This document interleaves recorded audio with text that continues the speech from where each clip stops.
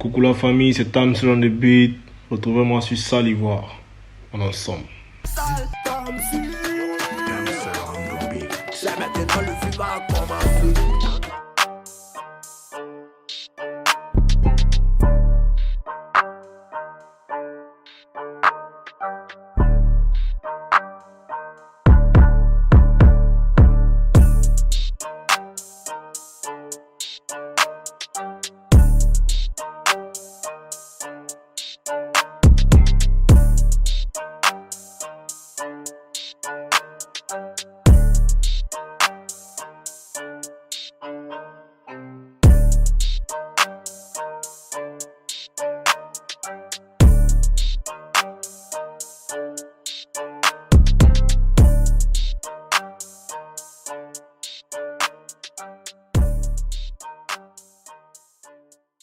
Pour moi, les prérequis pour se lancer dans le beatmaking, déjà, faut avoir de la volonté. Faut écouter beaucoup de musique et il faut faire beaucoup de recherches pour avoir un style particulier. Parce que c'est en se démarquant qu'on saura vraiment qui tu es.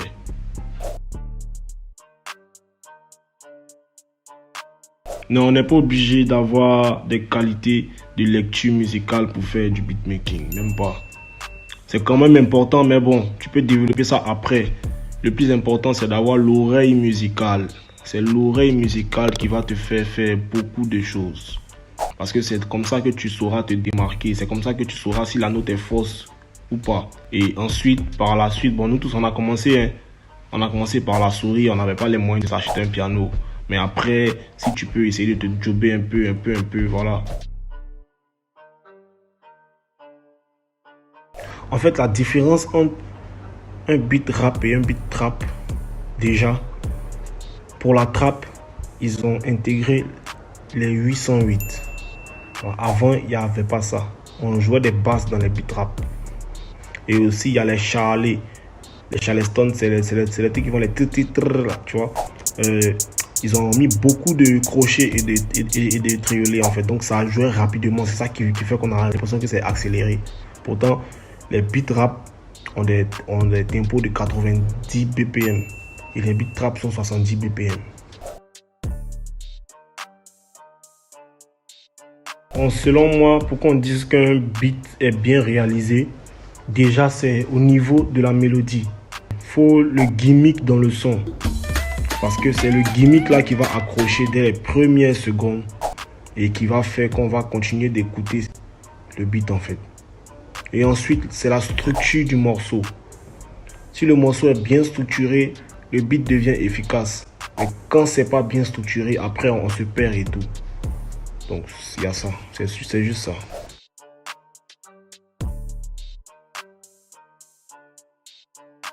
La collaboration avec Paul aussi, bon moment, on a fait ça rapidement, ça s'est très bien passé, parce que il prépare l'EP depuis et moi, j'avais pas le temps pour lui faire beaucoup de morceaux, donc je lui ai dit au moins on va faire un morceau. Donc j'ai pensé à un beat là. Quand j'ai fini de faire ça, on a commencé à réfléchir. Moi je réfléchissais de mon côté au thème et tout. Et après je lui ai proposé, il a validé. On a calé une séance. Quand on s'est retrouvé au studio, on a écrit la chanson. Je fais en même temps tout. Puis ça a donné ce que ça a donné. J'espère que vous allez apprécier aussi. Comme je le dis toujours, moi le seul conseil que moi je peux donner à quelqu'un qui veut se lancer dans le beatmaking, c'est le courage. C'est le courage, c'est la force et puis c'est le travail, c'est de bosser en fait. Faut bosser. Tout ce que vous voyez là, c'est les gars qui passent les 24 heures au studio, qui font les 48 heures avant de rentrer chez eux pour se changer et ensuite revenir et tout. Donc pour moi c'est le travail, il faut juste bosser. Tu bosses, tu confies ton travail à Dieu. Tu pries, c'est tout.